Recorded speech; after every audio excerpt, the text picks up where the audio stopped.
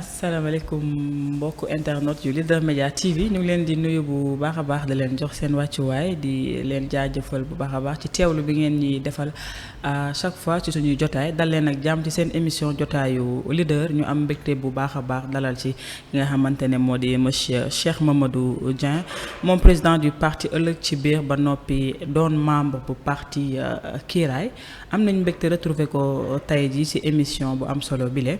di ko nuyu bu baax a baax di ko jox wàccuwaayam bàyyi ko mu nuyoonte ak ñi koy seetaan doyen Dieng maa ngi lay nuyu bu baax di la ziar. maa ngi lay fay Coro. maa ngi kontaan encore une fois dafa yow émission. waxtaan ci dëkk bi. maa ngi aussi remercier ak nuyu responsable lu Leader Media. télévision bi am solo bi di nuyu ñiy suivre ñëpp rawatina ñi nga xam ne man xam nañ ma. muy ci HLM fii ma dëkk nekkoon fa aussi responsable politique nekkoon fa conseil municipal di nuyu aussi waa Thiès mu quartier Cheikh Abdoulaye Yakhine Aïdara di siyaare sunu xalifa bi soxna Saybata di siyaare sama ndey sama sëriñ soxna Bintu Saxir ndax moo ma seexal macha allah waa Touba aussi di leen siyaare ci màggal gi ñu dëkk Madiana sama kër fi mu fa nekk ñoo ñëpp ku ci ne maa ngi lay nuyu di bëgg na ngeen di ñu suivre baax sunu télévision bi di Leader Media TV le réel en temps réel. voilà donc xanaa ba ñu dellu si yeneen question rek. incha allah ñu àddu ci incha allah. merci beaucoup kontaan naa bu baax a baax comme ni mu ko waxee à chaque fois da leen wéy di ñu suivre ngir di ñu dooleel di bës ci cloche de notification bi ngir mën a abonné am lépp loo xamante ne ay information la yu tukkee ci biir bànqaas bi di Leader Media TV ñu am mbégte bu baax a baax tey dikkaat ngir faram-fàcce leen actualité ginnaaw week-end bi ñu génn tey nag di lundi 10 août 2026 ñu fas yéene ànd ak yéen faram-fàcce actualité la cay gën a fës nag bokk na ci politique dinañu commencer ci li nga xamante ne moo di ouverture bu première session extraordinaire 2026 buñ ko waxee rek xel dem ci assemblée nationale dinañ ci waxtaan ci li nga xam ne moo di proposition de commission yi nga xam ne ay enquête la yu député Pastef yi bëgg tëral ngir ñu leeral ko dinañ ci waxtaan aussi ci poste bi nga xam ne moom Mary Teuw Niane def na ko doon koo xam ne duñ ko présenté te jege na lool ki nga xam ne moo di président de la république ca biir palais la nekk moom Mary Teuw Niane poste bi mu def mu jur ay coow jur tamit ay réponses yu bari yoo xam ne am na ko wala boog ay riposte su ma ko mënee waxee noonu ñi nga xamante ne ñoo nekk ci Pastef ak tontu ba nga xamante ne daanaka Ousmane Sonko daal na ko cay tontu daal di fàttaliw ca la ne woon démb dinañ ci waxtaan bu baax a baax waxtaan aussi ci Kiiraay ak Jomaay li nga xamante ne moo di beneen étape bu mu jàll ngir rek mën a massifier li nga xam ne moo di partem dooleel ko fii ci Sénégal ak ci diaspora bi beneen ponk bu mujj aussi bi ñuy waxtaanee jëm na ci élection yi nga xamante ne ba tey xamaguñu ci lan la ñu war a mën a tënku ndax ki nga xam ne mooy président Bassirou Diomaye Diakhar Faye ñi ngi xaar ab décret pour fësal datub élection yi ba tey nag loolu amaguñ ci benn leeral dinañ ci waxtaan bu baax a baax ak tamit est-ce que dañu jëm ci ay lendemain yoo xamante ne assemblée nationale dañ koy daal di nërmel maanaam tas ko loolu aussi dinañ ci waxtaan bu baax a baax nga xamante ne mooy monsieur Cheikh Mamadou Dieng mi nga xamante ne bokk na ci Kiiraay alors doyen dañuy commencer ci point bi nga xamante ne moo di point bu nga xam ne actuellement week-end bi yëpp nit ñi moom lañ doon waxtaanee depuis samedi ba dem muy poste bi nga xamante ne moom Mary Teuw Niane daal dina koy def moom mi nga xamante ne mooy directeur bu cabinet bu président Bassirou Diomaye Diakhar Faye jege lool président Bassirou Diomaye moom nag mu ngi tuddee texte bi imposteur bu ñu seetaanee wala boog bu ñu teewloo bu baax a baax li mu ci bind rek mooy en résumé ki nga xamante ne moo di Ousmane Sonko moom la muy wone nekku fa la muy woote aussi ci jàmm ji doonul loo xamante ne moom la gëm li muy def rek peut-être mooy nax wala boog nërmel xeru askan bi ba am ca lu mu bëgg loolu moo ko may popularité bi nga xamante ne moom la am ginnaaw loolu aussi gis nañ ci ay réponses yoo xam ne tukkee na ci dañuy daal di dem peut-être ñu def benn extrait vidéo boo xamante ne Ousmane ba muy def tournée fële ca Louga daal dina ci indi benn tontu après bu ñu dëggaatee ci plateau bi ma bàyyi la nga joxe ci sa ay kàddu bu baaxee rek ci au niveau de la régie ñu dem daal di ñëwaat.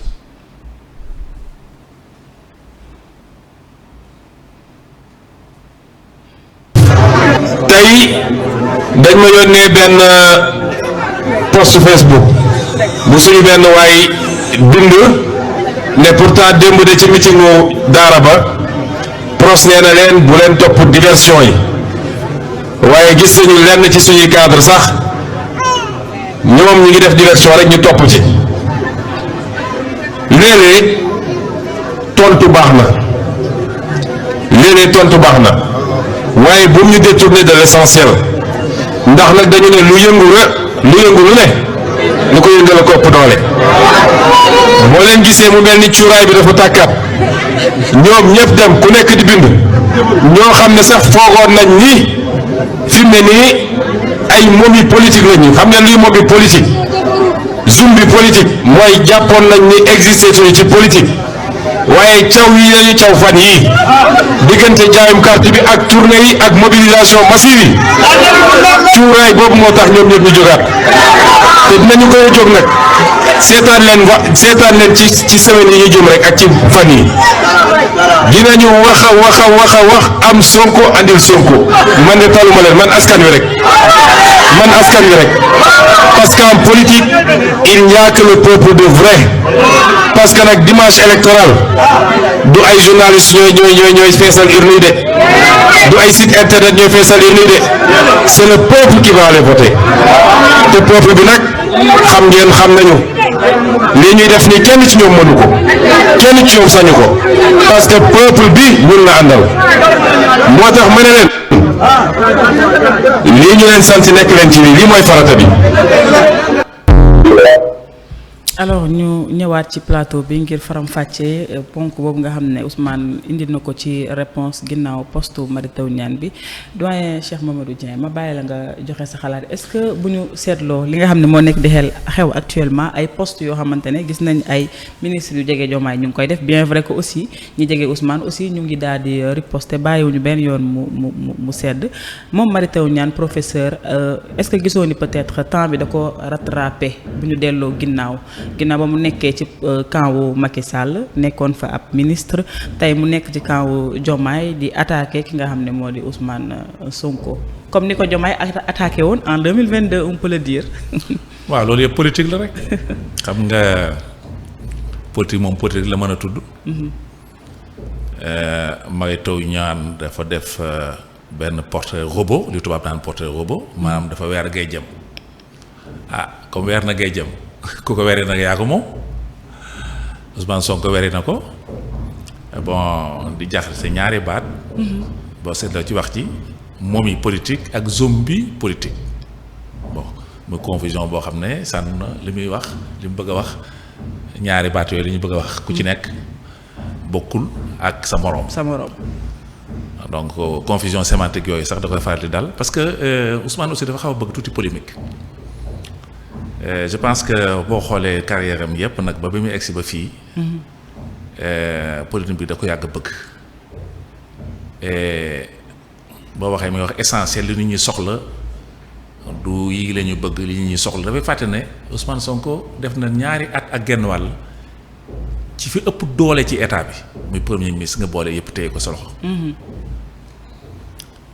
ñëpp xam na ne président Diomaye Faye da nga daan dem ba mujj sax da nga naan kii président bi ndax am na fi njariñ ndax Ousmane mooy nommé ministre yi Ousmane liste député yi moo leen fal ñun coalition Diomaye bañ ca nekkee ba élection yi jub ba des une semaine nga xam ne mënatuñu constituer dossier mënatuñu am liste mënatuñu am dara dafa xëy wooluñu méridien président ñëw jàkkaarloo ak moom mu ne ñu man kat député yi di ñëw sama waa parti rek laay tabb ndax ñoom laa wóolu ndax soi-disant nee na yee daan na dugal ay nit ci listam waaye bu ndee ba ci biir ñooñu dañ koy wor bañete ànd ak moom li mu fàtte mooy booba dafa nekk parti opposition ndax kuy quitter parti opposition pour dem parti pouvoir la mais contraire bi ci histoire politique Sénégal musul am donc boobu aw lay la jël boo xam ne daf ñu bëggoon a wor ndax ba ñuy laaj président mu naan ñu Diomaye Diomaye mooy Sonko mooy Diomaye ñu jóg ànd ak moom ñu cotiser loonu ñu dem suñu frais de campagne boobu waxul woon ne mën naa dem ba ci biir ñu war ko xanaa daa dem ba jekk ba léegi nag fal député am te xëy na booba lii muy def nii tey moom la doon calculer wala bëggoon na éléments yoo xam ne dañuy am éléments yu taxaw éléments yu wóor nga xam ne lu mu leen def loo ñu def ko xëy na boobu gis-gisam foofu la toll woon mais li ci ëpp solo rek mooy ñun en tout cas daf ñu écarté dugal ay nitam kese donc Ousmane dafay fàtte ne président yi bi mu nekk bien que am nañu président de la République mais moom moo doon tabb ministres yi moo def liste députés yi mooy nommé directeurs yi mooy nommé ambassadeurs yi li koy wane mooy gis nañu directeur de société yoo xam ne Diomaye mooy signé seen décret de nomination ñuy attaqué président de la République matin midi et soir nga jël citer des noms parce que tudd ay tur dafa jot nag enfin Waly Diouf Bodian li mu yàq président Diomaye Faye nit mosu ko ñemee yàq un président de la République boo ko ñemee c'est que Ousmane Sonko ko dooleel Keïta bi ne woon CDG encore pire ak ñeneen ak ay ministres donc Ousmane 2 ans et demi moo doon c'était l'homme le plus puissant du Sénégal dama la jox beneen exemple parce que dama ko dund ndax dama am rendez-vous ak quelqu'un à Mbour moo doon jógee Njagañaaw ñëw Mbour ma toog di ko xaar téléphoné foo nekk foo toll ba xaddi ba ne ko damay ñibbi mun na pourtant maa ngi ci tali bi ndax tali bu bon 13 kilomètres Njagañaaw Sandiara nga nekk président de la République du Sénégal tali bi bu gendarme bu ñu ko yóbbu seen kër bu ñëwee ba Sandiara dañuy gaare seeni moto jël ay 4x4 ndax tali bu bon te mënu koo defar. La faute à qui? ma expliquer. La puissance qu'avait Sonko ak aussi la part parti bi nga xam ne la part congrue boo xam ne presque ci la président Diomaye Faye doon contenté wu. mais su ma la déggee foofu. day mel ni comme si que. waaw Diomaye dafa nekk président toog lem loxoom Ousmane Sonko di doxal. Ousmane Sonko doon doxal Ousmane Sonko yoroon réew mi ba sax nekk responsable ci seen tali dëkk. non masalan exemple la tout le monde le sait d'ailleurs Déthié Fall bi mu ñëwee. li mu njëkk def dafa ne en priorité man damay sécuriser président tali bi dama koy defar ña ngi koy defar fi mu ne donc dama la bëgg a expliquer ne Diomaye Sonko. mais Déthié Fall nag foofu ba muy ñëw fekk Ousmane Sonko ba tey mi ngi nekk. ministre waaw mais damay jox exemple boobu rek. bu wane ne nekkoon na président boo xam ne bon dund muñ na lu bari.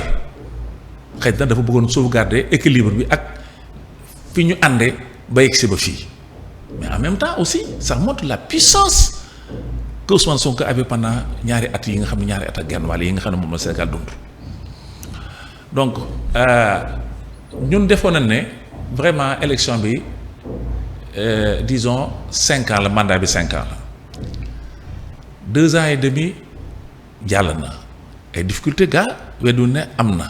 ndax xëy na héritage bi ñu am ndono bi ñu am jafe-jafe yooyu au départ ñoo xam ne loolu réalité la mais ça n'empêche que li des ci mandat bi nii man dama yaakaar ne liggéeyal Sénégal jéem a génn Sénégal ci guuta gi ñu nekk nii parce que quand même ce pays là est quasiment à l'arrêt. mais doyen guuta yooyu noonu bu ñu koy wax bu ma la déggee ak ni nga commencé sa ay propos ak yooyu.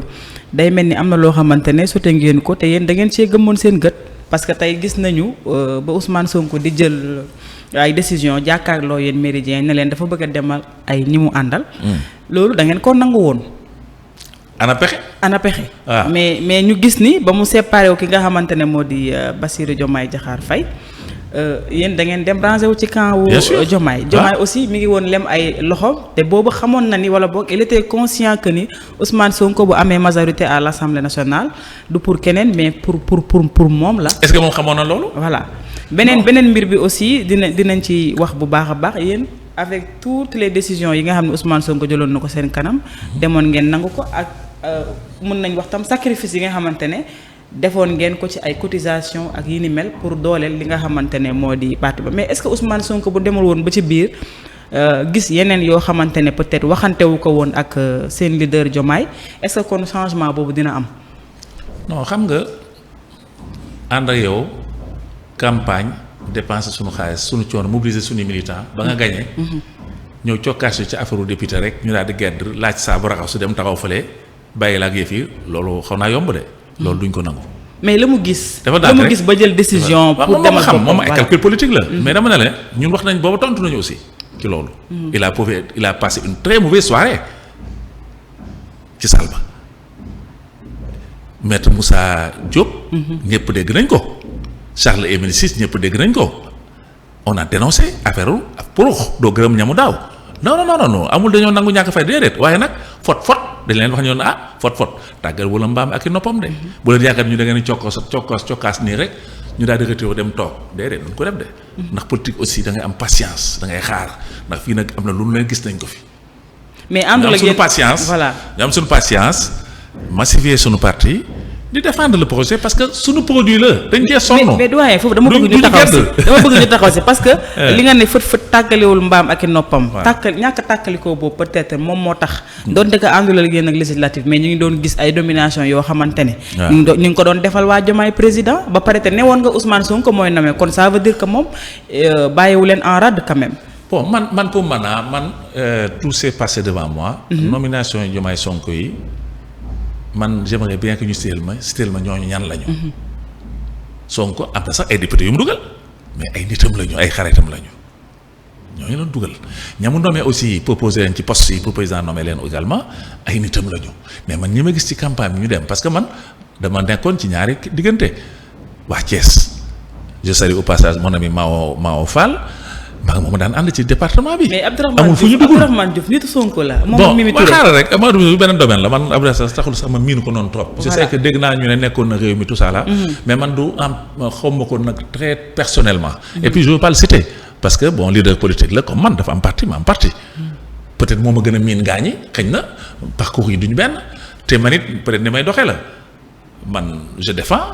les gens me disent sax yow li ngay daj ci plateau yi di défendre le régime et tout ça là alors que bon y a rien bon mais man noonu laa mel man su ma nattu la man su ma gëmee dara toujours dama koy gëm di ko défendre ba ci bout bi soo defee aussi lu dul noonu su ma la waxee critiquer dama lay critiquer. D'accord. Dès le départ ñun xamoon na ne lii nañu observer rek tey ndax ñun ay mag la ñu fekk nañu fekkee waat fekke naat bi Ousmane Sonko commencé critiquer président ouvertement ça nous a rappelé le cas Ablaye Wade Moustapha Niasse bu Ablaye Wade ne guy ga Moustapha Niasse dina Dakar ga mais Ablaye Wade moom dafa conséquent avec lu mu nekk fa di maslaha dafa teel a constaté ne lii du dem ñu teel a tàggoo Ablaye Wade def équipe bam ba mu am confiance. ñu liggéey am ay résultats ba mu am deuxième mandat. ñii ne xëy na moom Diomaye bu fekkoon ma nga cay boole lu ko neex ak lu ko naqare ak a muñ xëy na moom moo amoon ay raisons. mais on voyait tout de suite que lii nii. voilà premier ministre boo xam ne 1 2 3 mu convoqué presse bi. mais doyen. attaqué sa président lii moom jëmu kanam ñeneen ñi nga xamante ne gis nañ ni am lu ñu yàqul li ñu koy waxee entre guillemets yàq nañ Ousmane Sonko kete mais ci plateau yi. fu ne léegi la. mais avant non ba mu nekkee non doyen parce que ñun. xam nga je suis désolé Ousmane Sonko kenn mësu koo wax dara. bu xuloo bi commencé la may ma wax la rek parce que gis nañ fi ñoo xam ne dugg nekk nañ ci ay plateau le gars là ki nga xam ne Diop la sant Diop moom la ñu condamné turam jàpp ma ko mais may ma rek ma wax la parce que li may wax dafa am fu ma ko teg. non on a toujours récemment condamné nañ ko daal di koy amende 70 000. gis nañu ay njoñu Ousmane Sonko ñu condamné leen récemment 3 mois ci offense au chef de l'État. gis nañ fi ñeneen ñoo xamante ne ba Ousmane Sonko may ma rek ba Ousmane Sonko génn daal di ne peut-être Ousmane Diomaye bu ko neexoon li ñu may yàq ci réew mi du am. donc bu ñu nee attaques yi ci benn côté la rek aussi est-ce que du ñu am tort. non man je pense man li ma gëm mooy. ba attaques yi vis-à-vis de président Ousmane Sonko commencé mooy bi xuloo bi tàmbale. non bien avant. bon c'était marginal.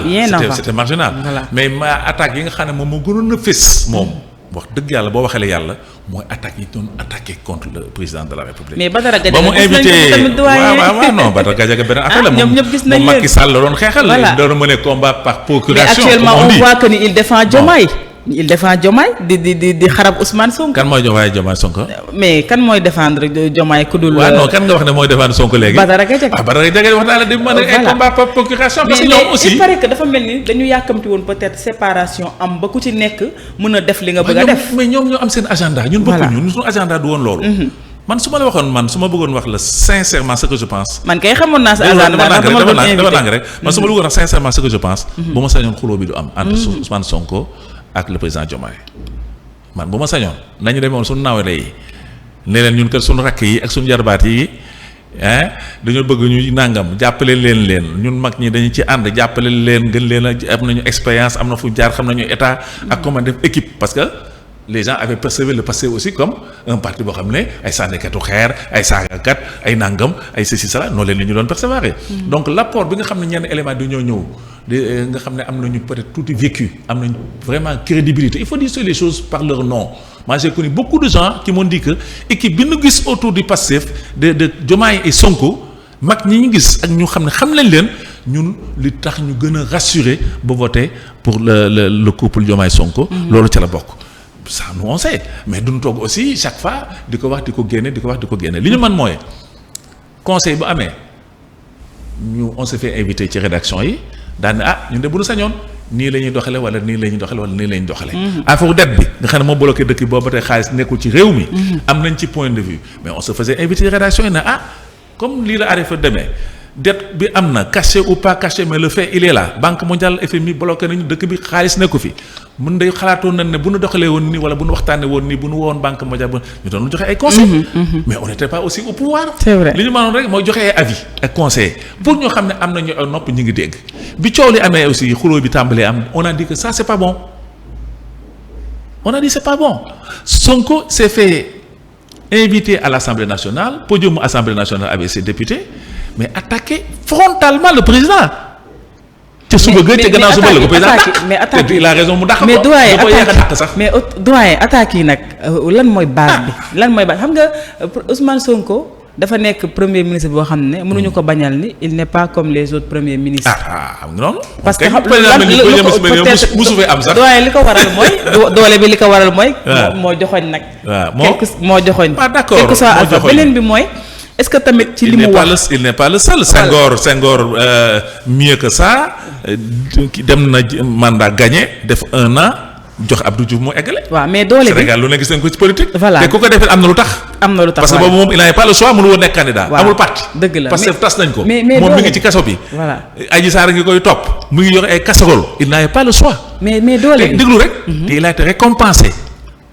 loolu mu def moo tax mu nekk le premier ministre le plus puissant du Sénégal doole ji mu fi am. Mamadou Dia amu ko Abdou Diouf amu ko Idrissa Seck amu ko keneen amu ko fi. mais parce que doole boobu peuple bi moo ko jox comme ni mu ko waxee. bon le peuple on a voté peuple bi moo ko jox en même temps aussi. Diomaye daal lañ sànni ci urne bi. voilà mais ma tontu foofu mais Diomaye tam avant ñu ko xam il fallait que ñu wax Ousmane mooy Diomaye mooy Ousmane. waaw d'accord on est d'accord am ñoo xam ne tey tëj na leen sax gis nañ ni ñoom dañoo yore woon seen ay micro naan mooy borom sikkim bi xàmmee leen. waaw ñu xàmmee donc loolu kenn mënu ko effacer. mais boobu dañ ñu ngi mel ni mburoog soow loolu moo waroon continuer waaw mais sa waay dafa dem ba ci biir.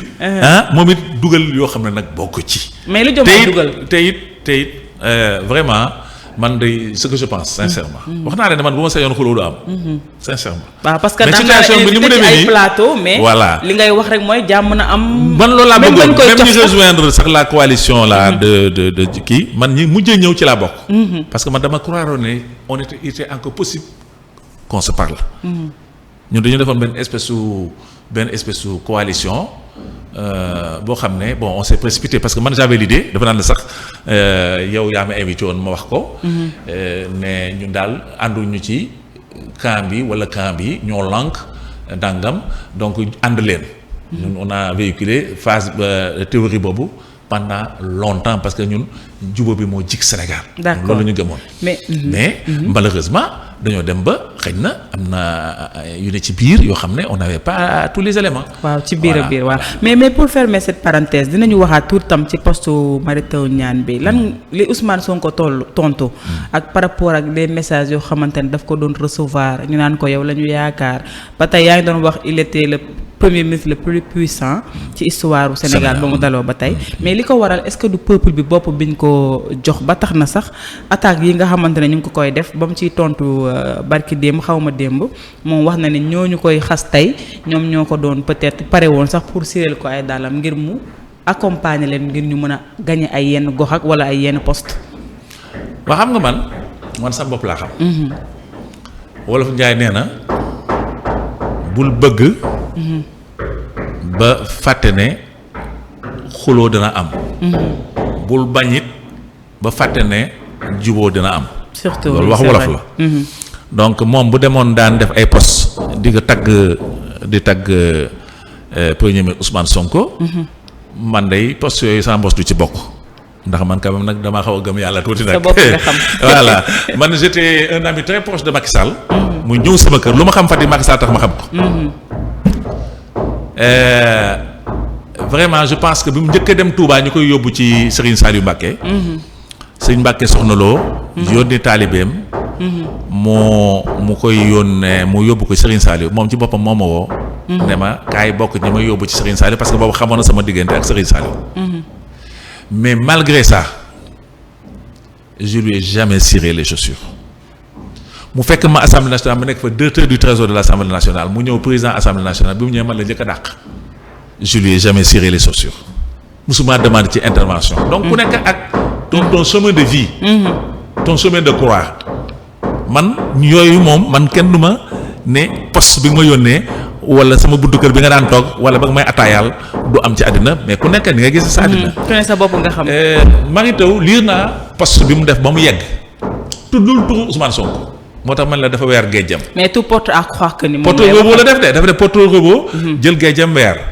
su Ousmane weri géej bi donc mel na ni wax ji moom moo ci gis na ci boppam.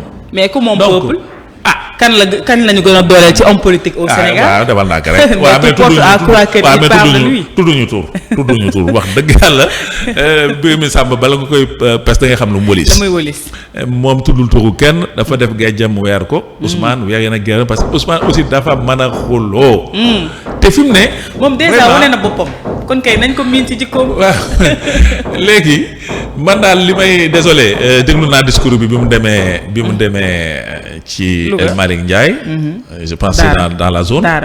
Daara Jolof. mobiliser nit ñi. man daal jaay carte yi amate dëkk bi tout ça là Sénégal fi mu toll man daal damaa jàpp ne ñun liggéey la ñu war a taal parce que pays yëpp actuellement ñu ngi raw Sénégal. est-ce que Diomaye tal na liggéey mi ngi massifié de. non waaw mais il le faut. c'est une question de survie la. su massifié du baax. loolu dañ ci egsi ci loolu parce que lii di parti bi. mais ñoom ñaar bi ñu juboon mel ni mburoog soow mais Diomaye mosulaa wax waxi parti. Sonko a même essayé de démanteler la coalition Diomaye ne cel Sonko woote méga meeting fii jéem a toroxal Mimi Touré mais dañ ko épinglé ci rapport kii du jute suñu coalition Diomaye léegi nag mi ñuy tudd booba laa xam ne kii am na fu mu jëm ndax de ñaan nañ ko audience bu dul benn du ñaar ba ay dëmbooj am na boo xam ne il était gêné parce que dañ ne ko yow yaay bloqué nit ñi amul lu nu deful pour rencontrer Ousmane Sonko mu lànk ba mu wootee méta mi ngi na tudduñu laa xam ne kii am na ay daf ñoo bëgg a dàq ginaar waxaale sa soxla. mais est-ce que Diomaye attaqué Mimi Touré may ma daaneel rek. parewul ci Ousmane Sonko ça a été son erreur parce que aussi nit ku nekk magum timis boo ko dajul mu daj boppam Abdourahmane Diouf moo bëgg a tudd léegi mais amul lu mu ko yekkul ci méga meeting bi. mais lu mu def ba mu yegg ko. waaw dafa nànk rek. la preuve il se défend moom tamit. koo xosi mu xosi la. malgré tout koo wax mu wax la parce que kenn moomul kenn. moi je pense que problème yi am yëpp moo ko provoqué ak terrain meeting la xaw ma méga meeting il a attaqué les gens. bu 8 novembre bi. et quand il attaque les gens. action réaction. bëgg na isoler président sur une base politique parce que président yi fi jaar yëpp depuis Abdou Diouf. da ngay am benn coalition politique à côté de ton parti Ablaye Wade avait la CAP 21 Macky Sall ay Benno Bokk Yaakaar Diomaye Faye lu mu am Pastef la amoon parce que ñu ngi doon jéem a dindi la coalition Diomaye président nañu yéen seen objectif c'était de l'élire vous l'avez élu seen mission jeex na tas leen Sonko a théorisé ça combien de fois. mais li effort yu Ousmane Sonko fournir pour daje ak waa ji toog ak moom waxtaan ba tey ba ni mu koy dàqee informé wu ko loolu aussi. da nga koy voilà avant mu ko dàq. avant mu ko dàkk rencontre yi nga xamante ne nii mooy waxtaan yeeg. xiiroo yeeg ŋaaye. ba Ousmane Sonko naan ko muñu gi yow est-ce que du mën nga amal problème personnel boo xam ne yëguma lu ma la def. loolu aussi da nga koy bàyyi fan. loolu foo koy teg. dafa defal naa yow daal da nga gis Ousmane day wax rek mais Diomaye daal moo teg affaire yi fu leer. sunu président daal jàmm ku doom jàmm la ràcc. parce que woo na journaliste yi Walfadjri d'ailleurs ne leen liñ may yàq te seen télé bii ngeen di jaar. amul benn président ci àddina bu ñu ko yàq te ñoom ñi koy def dara fekku leen ci. boo demee YouTube nga gisaat kii bi émission bi nga xool ko.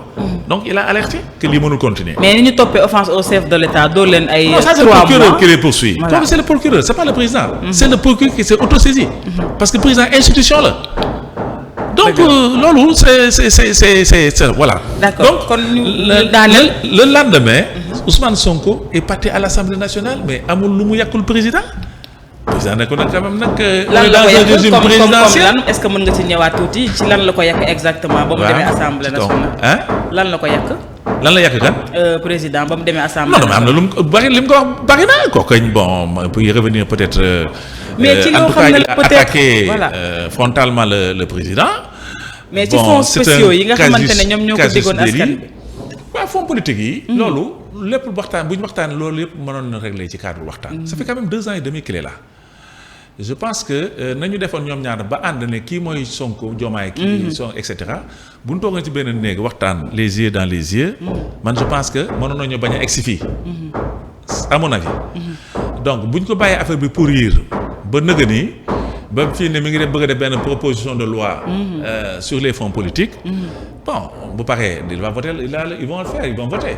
mais la loi c'est promulguée quand même par le président de la République. loo bu ko wiiri jaari ndaari.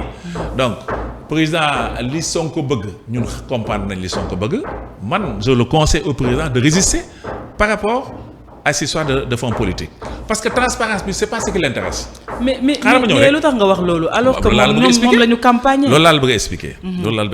les données du problème ont changé.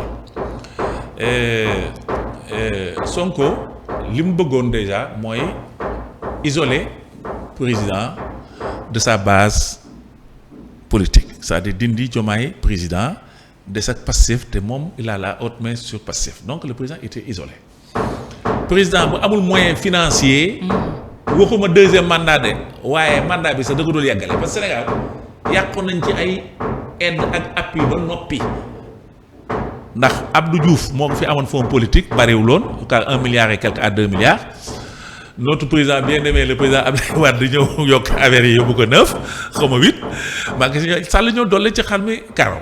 Diomaye itam taxaw foofu. voilà léegi Diomaye ñëw na fekk na fi une situation de fait moom yokkul mais fekk na fi une situation de fait ak aussi une tentative de l'isoler politiquement.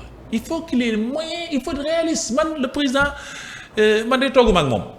mais man bu ma ko doon laaj sama xalaat dinaa ko ne affaire fonds politique yii c'est pas le moment d'en parler parce que on cherche à t'affaiblir si tu n'as pas les moyens de ta politique gaañi du ab lañ sax doo leen ko doy li ñuy def ñoom xam nañ ko c'est pas le débat de la transparence des fonds politiques qui les intéresse. Ousmane Sonko a des fonds politiques à l'Assemblée nationale tous les mois à l'Assemblée nationale on lui donne 50 millions dans son bureau il n'en parle jamais. mais ba mu nekkee ces députés là qui roulent avec des 4x4 à 70 millions. mais ça c'est encore quoi.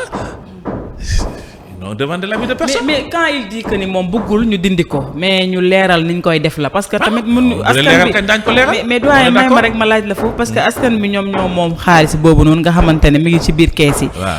ñu bàyyi nit koo xam ne da ciy def lu ko neex te du am transparence loolu aussi bu fekkee ne politique nga ko nga campagne ko boo ñëwee toogee quel que soit alpha est-ce que du loo war a def en même temps aussi yaa ngi wax ci daf ko bëgg a affaiblir mais affaiblir boobu noonu lan moo ko lal avant ba nga xamante ne tollu nañ ci étape pour mu affaiblir ko boo gisee Diomaye ñi nga xamante ne àndul ak ñoom ñu xeexi actuellement gis nga ñi mu recevoir ñi mu may audience ñoo xam ne peut-être jàppoon nañ ni ñooñu moom nañ leen yóbbu nee rek parce que lépp loo xamante ne moo yàq Sénégal ñoom dañ ci participer bu baax a baax ñooñu la ñu gisaat actuellement Diomaye di lëkkaloo ak ñoom loolu aussi est-ce que ay images yu ñu doon xaar la.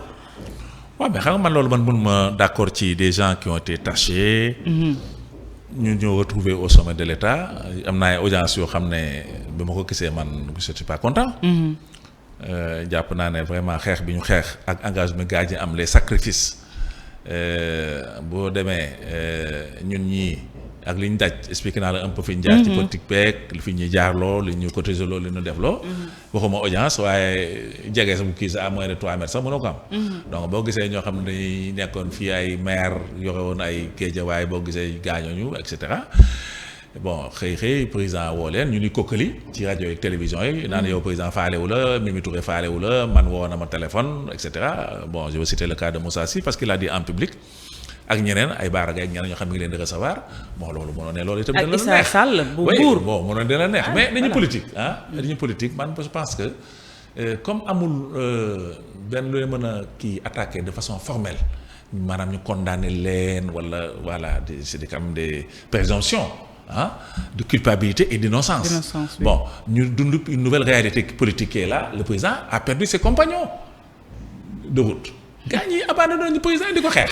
abandonné wala moo leen dàq da nga dem aji mooy Mouhamed wala nga dem dibéeri fexew na man non loolu moom au moins il est réaliste parce que boo fi toogee aussi gars yi benn lañ lay def dugal la ci ay programme yu kenn xamul da ngay wuti ay nit président moom wutal ay nit président non ay nit ay politique de yow su ma lay laaj da nga ma war a tontu ci li ma lay laaj mais ñoo xamante ne nii dañoo président dafa leen a jël poste yi mu leen dénkoon mu daal leen cay dàq yow nga ne ñooñu ñoo abandonné président mais lan si lan lañ ko mën a ci lañ ko mën a teg mais il faut tam ñu tëj ci kii bi point bi ñu jeexalee ko ñu gis ñoo xamante ne nii ay andi daawam lañu woon gisatuñu mu ànd ak ñoom mu ngi leen di dàq di leen génnee mais Pastef boobu nga xamante ne aussi am na ñoo xamante ne peut-être gëmatuñu Ousmane Sonko wala boog peut-être amuñu ay moyens yoo xamante ne bu ñu bàyyee Diomaye dinañ mën a subvenir à leurs besoins ñu dem topp ko est-ce que du Diomaye tamit recyclage bi mu def nii moom tamit pour rek ut doole pour am légitimité parce que mën nañ ne président boo xamante na bu dul woon Ousmane Sonko légitimité moom kenn mënul confirmer ni que ni am na ko moom moo def casting boo xamante ne peut-être du doon lu koy arranger wala mën na ko jural ay nguuta bu élection ñëwee. waaw non bon je sais que. liggéey bi des na à tous égards soit des hommes des na démarche bi ñu dox aussi peut mieux faire man bu ma sañoon lépp day baax parce que c'est possible coow yi commencé nii jafe-jafe yi am yépp pour man mandat bi 5 ans la on a fait 2 ans et demi année bi des bi mujj mooy année électorale. parce que année boobu parce que bokk. waaw 2 ans rek a des donc boo xoolee 2 ans 1 an et demi. moo fi des. donc war nañoo mën a maslaxante xool peut-être li ñu ànde woon ca commencement ba. pour mën a jéem a gérer lii fi nekk période bi ba mu mën a rafet daal ba du am yenn xat-xat yi ak yi situation yi ñu. est-ce que mën na tën a nekk man dëkk bi dafa metti quoi. dafa metti après dinañ ci wax les réalités. da ngay gis gars ñi def poste di kii saaga ñi di def li ñuy def li may. dafa jaxasoo en fait dafa jaxasoo. voilà kenn xamul fooy tourner est-ce que sax Diomaye xam na fu muy orienté wu actuellement. voilà alors président Diomaye fi muy orienté wu. man jàpp naa ne foofu la. parce que comme jéem nañoo dindi ay nitam coalition Diomaye président takkal ñu ay pot. ay nitu dernière heure am il faut le dire. ay nit yi dernière heure yi. non ñun duñu dernière heure. ñu am ñu mujjee ñëw ñoo xamante ne nii peut-être ñu mujjee ñëw mais ñun. ba ngeen di xeex ba ñi mu dàq actuellement ba ñuy xeex 10 ans ñooñu ñëwuñu woon. waaw d'accord ça il faut le dire. waaw mais ñun duñu dernière heure. parce que ñoom. da ngeen koy bañ ce qu'ils disent loolu la ñu bëgg a véhiculer mais ces gens là bu ñu fàtte ne amuñoo tuñu woon parti Mao Fall ak Déthié Diouf. ñoom ñooy joxe seen récépissé pour ñu mën a am parrainage ak seen candidature mën a valable. ñooñu bu ñu ko deful woon kon ñoom bi ñu bala nga ne naam nekk fa loolu. faut jamais est-ce que ñooñu xamuñu ni woon dinañ gagner parce que le peuple était derrière Pastef. bon le peuple mais xam nga c'est les urnes. tant que wax na léegi ne ñi gagné nangam déedéet tant que demuñu ci urne yi mënoo xam. parce que mbooloo mi Ablaye Wade réunir. à la veille des élections 2012 on a réuni ici 3 millions de personnes chez Béthio Thioune. lu ñu gagné donc les foules man mënoo maa dugal sama bopp yi bii lu tax mu yóbbu samay. kon lu Diomaye di xaar il faut kon ñu anticiper ci parti boobu nañu xaar ba gis. voilà li muy joxe pour l'instant li ñu mën a def mais loolu ci yéen la dépend parce que Diomaye ba tey élection yi moom décret bi wàccagul pour ñu mën a fixer les dates. non ñu ngi ci délai c'est vrai que mais délai yi tamit. oui délai normalement. voilà. C'est vers janvier comme ça janvier-février. Mais le président a toute l'année 2027 la loi may na ko. sur toute l'année 2027 mu organiser élection mais bu mu génn 2027. mais ni muy jëlee décret bu gaaw nii pour wàccee ay DG yooyu. yan DG ñu nekkoon di saaga président du leen dax. non xanaa ñun ñi nga xam ne ñoo saaga ñun xool ñi koy saaga mu leen di doon ñun bàyyi ñu. mais bu yàggee ñu tam ñu dem mais wax ni Ousmane Sonko la àndal 2029 loolu saaga la entre guillemets bëgguma sax wax ci. loolu donc c'est la goutte d'eau qui a fait déborder le vase. mais ñooñu ku ñu dàq ci loolu te loolu du yoon. mais jël décret dàq ñu jamono Senghor ku ko defoon doo laal suuf. waaw mais décret jamono Ablaye Wade. ak mu de Ablaye nommé sa gouvernement nga ne man Idrissa Seck lay àndal en 2012 doo laal suuf ça c'est la politique. doyen bul jaawale légitimité Ablaye Wade. waaw ak. fi Diomaye ak may ma rek benn bulletin lañ dugal mooy mais may ma eggali mais may ma eggali rek fi Diomaye jaar ak Sonko 10 ans yi ba mu joxoñ ko ak légitimité Ablaye Wade bi mu amoon parce que nii jàppoo ne ni muy jëlee décret di wàccee DG donte que yow am nga say raison yu tax mu wàccee leen est-ce que tamit bu jëloon décret rek ne élection yi tëgg naa ko nii du doon loo xam ne urne yi ngay wax ni dina leer naññ ba ku ne xam fan ngay féetee. waaw mais xam nga élection. du ko organiser noonu. élection du ay caxaan. il faut nga wax ak sa état-major il faut nga jël les conseillers des techniciens pour xool le meilleur angle bi nga xam ne ci nga ko mën a defee et pour dire la vérité nga maximiser ses chances aussi de gagner parce que président bu organiser yoo xam ne gagné wu ko fin de maanaam dana metti. mais est-ce qu'il aura le temps de le faire parce que. on va le faire parce que ñu ngi massifier sunu parti. donc comme li ko yoon may li bon mooy illégal mais tant que mi ngi ci légalité bi man amuñ lu ñu ko mën a reprocher li gën nag mooy waxtaan. j'ai écouté mon ami et petit frère Moussa Tine à la RTS muy wax ne bu sañoon daal vraiment président def waxtaan ak les différents partis politiques. ñu waxtaan daal ba déggoo. waxtaan bi mooy ñee ñëw ci yéen mais ñee ñëw ci yéen loolu ngeen bëgg waaye APR ak ñoom seen. mën naa nekk daal di leen dooleel. mën naa nekk waaye bu ñu leen bëggee nag xoj ñii kii nu déet nun on est dans un régime présidentiel. yéen temps y a un gardien de la constitution. gaañ bu ñu duggee seen assemblée nationale voté seen loi yi. ñu toog di leen seetaan yéen a ngi rey temps bi nag. ban ngay temps dañu war a élection ñu xam. non mais c'est la loi qui te dit tu as tout 2027 pour organiser des élections. waaw jotu kañ loolu bu ñu génn 2027 bi loolu kañ mooy loolu la ñuy. non mais doyen ñun li ñuy sàkku mooy début 2027 bii. ngeen fixé. lu tax ngeen bëgg loolu. parce que dafa war a leer. en même temps war a leer bi mooy bul génn 2027. non bu passé délai bi rek. maire yi peut-être passé wul délai bi. non may ma rek. bu passé parce que si li ñu jëm. kenn dara sax xeeñagul ni. loolu beesu fi Ablaye def na ko fi. dara sax xeeñagul ni. Ablaye Wade def na fi prolongé na fi mandat député. moi j'étais à l'Assemblée nationale à l'époque Ablaye Wade prolongé na fi mandat des maires. mais loolu même am na fi à contrario am na ñoo xam ne wàññi nañ fi mandat wu député. mais loolu Ousmane Sonko tasu fi Assemblée nationale. mais doyen loolu. loolu c'est pas le Sénégal. non Ousmane Sonko c'est le républicain. mais parce que boobu daa bëggoon dàq député APR yi Diomaye moom moo woote jàkkaarloo nit ñi tas li nga xam ne moo di mais loolu ngay wax ba déggoo booba jàmm lañ séq. mais doyen boo nee Ousmane kii def na ko président Ablaye Wade loolu du dal xel loolu est-ce que du violer constitution est-ce que tam loolu tam du wane pouvoir bi nga xamante ne exécutif bi mu ngi koy jël di dal ci kaw askan bi ci loo xam ne intérêt rek la lalu. exécutif bi. mais c'est le contraire. parce que tey jii boo nee Ablaye Wade qui se retranche dans ces trucs de l'Assemblée là. mais di xoj député yi kii ils ont failli tuer mon petit frère kii Mbow Abdou Mbow tout petit là ñu xoj ko ci kii bi mais ce sont eux qui agressent ne ci rajo yi talalal naan dañuy jaay ay carte bloqué dëkk bi di sabaru xaw ma dem Linguère ba pare naan woy fii joxuñu fi nit ñi xaalis. jaay carte alors que dañoo def ay añ ay togg lañ togg. on a les informations ci seen mobilisé wuñu nii ci nii de El Malick Ndiaye moom. mais yéen gis nañ leen ngeen di xeex ndax xaalis de 50 millions par mois. xaalis baa ngi commencé génn. ñu ngi mobilisé ngeen di xeex ndax xaalis yéen tamit. xaalis fan. ci Sédhiou ba. fan la. Sédhiou ba gis nañu waa. Sédhiou coalition Diomaye après c'est un militant qui a fait ça mais c'est pas le président qui a donné ça. man je sais pas je suis pas au courant. mais dama ne bu amee. man du ma weddi de.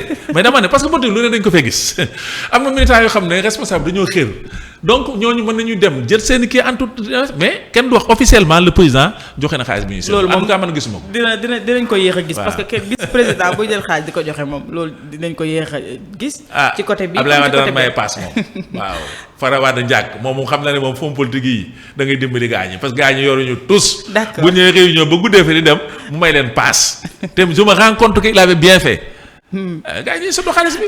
merci songalee pomme petite de la primature la kenn daa xam fu mu dugg. waaw waa doyen léegi nag dañuy dem jàll ci beneen parce que waxtaan bi il faut ñu orienté ko ci yeneen ponk. ñu teewlu li nga xamante ne moo di ouverture première session extraordinaire bu 2026 ak loi yi nga xamante ne mooy proposition de commission d'enquête yi nga xam ne moom président assemblée nationale am na ay ponk yu mu ci dévoilé yoo xam ne fa la ñu jëm. ginnaaw ay vacances yoo xam ne amoon na wala boog. benn pause boo xamante ne député yi amoon nañ ko ñu teewlu ko daal di ñëwaat ci plateau bi ñu faram fàcceel ko.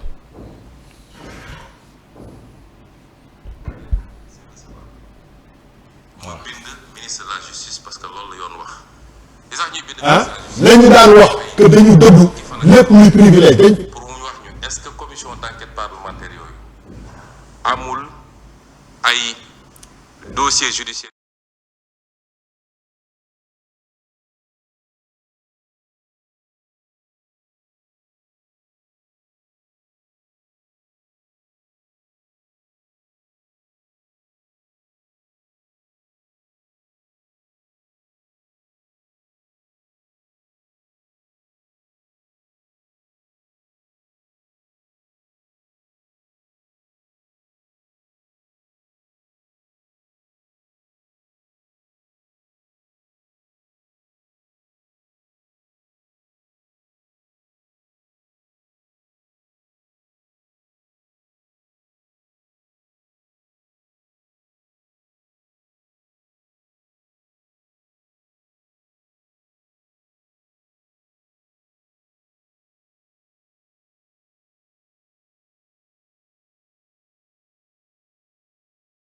judiciaire bu ci nekk. de précision parce que wax rek ni parquet financier nee na fii am na enquête te joxuñu benn firnde li ñu gënaloon mooy nga jox ñu firnde bu wane ni enquête am na fi kon benn boobu rek la waaye yeneen yépp ministère de la justice nee na def na circulaire ci parquet yépp nee na ñu amuñu dossier judiciaire en cours kon assemblée day jublu ci liggéey bi nag bu ñu weesoo loolu ci session extraordinaire bi lenn rek la ñuy def mooy ratifier du session extraordinaire du ci fukki fan ak juróom yi la ñuy traité enquête parlementaire yi. yoon dafa ne assemblée bu ñu ratifier à partir de date bi ñu ratifier bu dee dañu convoqué plénière suba pour ratifier les commissions d'enquête parlementaire assemblée loolu rek lay def wala plénière bi la ca des membre commission yi commission bu nekk dina am gën saa bëri fukki membre ak benn ñoom ñooy dem daje daal di choisir kii war a doon président bi kii war a doon lii kii war a doon laa ñu jublu ci liggéey bi yoon may leen gën saa gudd juróom benn weer 6 mois pour ñu déglu ñu war a déglu ñépp am sañ-sañu def seeni réquisition lañ ci war a saytu ñu saytu ko yépp bu leen neexee sax audition yi doon audition boo xam ne audition publique la alors ñoo ko teewloondoo tey ci li nga xam ne moo di ouverture bu première section extraordinaire bu assemblée nationale moom nag Ousmane Sonko pour rek tënkal leen doyen ci li nga xamante ne moom la ñu bëgg a leeral ci session bi bokk na ci li nga xam ne moo di mbirum bradage bu patrimoine bâti de l'État ay biens yoo xamante ne peut-être jaay nañ ko sans que assemblée nationale am ci ay gëtëm ak ay marché gré à gré yoo xamante ne dañ ko attribuer définitivement à titre gratuit ginnaaw loolu aussi abandon de créance extraordinaire abandon de créance si exonération fiscale maanaam ñi nga xamante ne peut-être am na fu ñu waroon a fayee ay impôts ñu daal leen defal ay exonération te assemblée nationale amu ci benn yoon gëtëm ak yenn yoo xamante ne peut-être ay ci wàllum jàngale bu kawe bi un étudiant un ordinateur loolu moom daanaka fan yi moom la ñëpp di waxtaanee 48 milliards de francs CFA yoo xamante ne def nañ ko ci étudiant bu ne pour nga am ordinateur depuis 2017 la bëgg a jël daal di wàcc ba ci 2026 bi mu mel ni mbir yi daal la ñu nar a càmbar ci session extraordinaire bu assemblée nationale bi nga xam ne tey la daal di ubbiwaat ma bàyyi la nga def ci sa analyse. waaw non mais xam nga loolu ñun di taxoon ñu gën a dugg ci opposition bi moo gën a tax. parce que c'était un gros scandale boo xam ne dafa mos a am ci biir Sénégal mu naqari ñu. donc si l'Assemblée nationale bu indiwaatee dossier boobu sur la table mais loolu ñun dañ ci ànd y a de gros scandales yu fi am. boo xoolee l'affaire ArcelorMittal nga xam ne dañu condamné ArcelorMittal mu woon versé Sénégal ay milliers et des milliers de centaines de milliers de dollars. Macky Sall dafa defoon ay entente gré à gré. et cetera voilà ci suuf voilà am yoo xam ne da leen ko jox comme retour de. comme des rétrocommissions et tout ça là.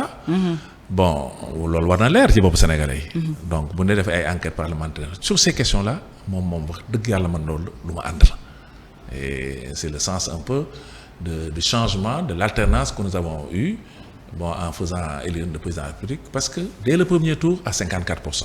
On pensait que vraiment justice yooyu dina am parce que daf ñu naqari woon ce qui s'est passé c'est l'histoire d'un enfant un étudiant un ordinateur dugal ci 45 milliards yoo xam ne ngay naan sax kii yooyu ordinateur yi fu ñu dëkk fu ñu nekk. ba pare nee nañu ba marché boobu ñëwee port dañ ko bloqué woon ba pare am ay compte ak ay sous compte yoo xamante ne peut-être c'était tam des sociétés yoo xamante dañ ko créer société fictive fictive autant pour moi wala entreprise fictive yoo xam ne dañ ko créer pour rek mu nekk ab lekkukaay boo xamante ne bu dara ñëwee mën nañ ko fa nëppal. mais on savait tout ça. dañ cee mënoon dara béjjën ba muy laxasu mag ñaa nga fa dañ cee mënoon dara dénoncé nañu marché nañu donc loolu Ousmane Sonko bu ko defee objectif mais enfin on travaille loolu ñu bëgg mu leer la transparence c'est un élément central yu war a dëkk ci nekk ci dëkk bi pour que désormais plus jamais ce qui s'est passé ces gens-là se sont enrichis tu vois ces immeubles qui poussent le littoral ni ñu ko pàccoo ci seen biir Mbour 4 à Thiès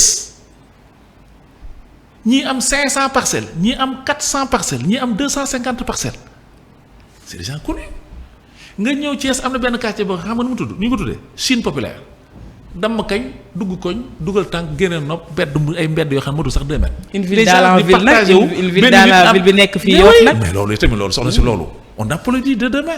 mais dafa mel dañ koy faral di fàtte alors que on l'a vu. non ça il faut actualiser. moi je pense qu'il faut actualiser ay dossiers yu génn mais léegi dafa mel ni moom.